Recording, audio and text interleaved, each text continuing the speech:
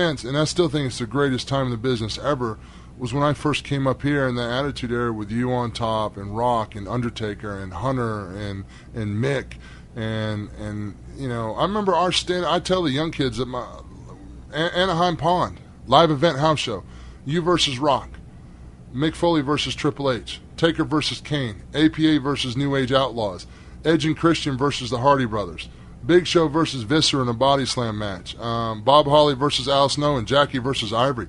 Bro, that was our standard card we ran every weekend. That's a Hall of Fame card now. And that's what you ran every weekend, selling everything out. You come in, no comps, no comp. We didn't run 3,500 seat over in Osaka, wherever, Kansas. You know, it was Chicago, it was L.A., it was Anaheim, it was the Garden, it was, you know, I mean, there were big houses. It was ridiculous money. But the thing was with you guys were so experienced. You knew how many people were in there. You knew your merch sales. You knew everything A to Z that to me never was brought up, that I never learned. I never got all that. Yeah, I'd been around. I knew how to act around top guys, but it was very hard for me to get around you guys and be in the mix with you guys, and then to be so woefully inexperienced and still try to keep a good face on and try to basically BS your way through it. Because it wasn't like back then I could say, hey, Steve, I need help with this, or hey, Mark, I need help with this. Right. No, because if you're doing that kind of a deal and you're not holding up your end, man, you got steamrolled. That's just the way things work. Man, that's it's very interesting, because there was a lot of cats who ended up, you know, with a good run down there in WCW. But when it came time to come to the big show, no pun intended, right, WWE, and it was the F back then.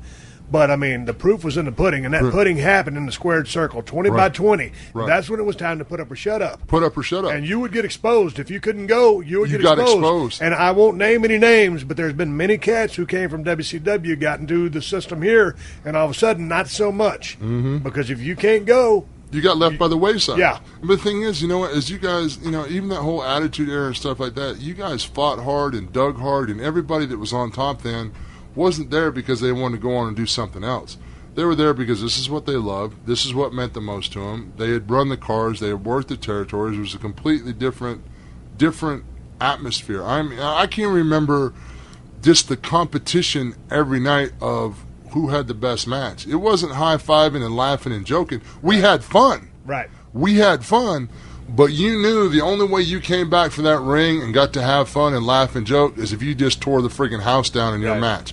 And if you didn't tear the house down in your match, you came back to that curtain to dead silence, and you knew that, hey, I need to pick it up. Right. I can't tell you how many times I come through that curtain and Taker would be sitting there waiting on me, and he'd have that crooked finger, and he'd call me over. Man, I used to think about running my car into a bridge so many times when I was driving, because I would just come back, and I just struggling and couldn't get it. And I remember, that's why I'm so thankful to our trip, even though it's funny, but that experience that we had with you and pulling the trunks up your butt helped me so much to understand this is how I contribute to the business. This is what you guys want from me. Right. Okay, this is what I need. It's interesting to tell the story of The Undertaker, because he was a guy, you know, he's a big dude.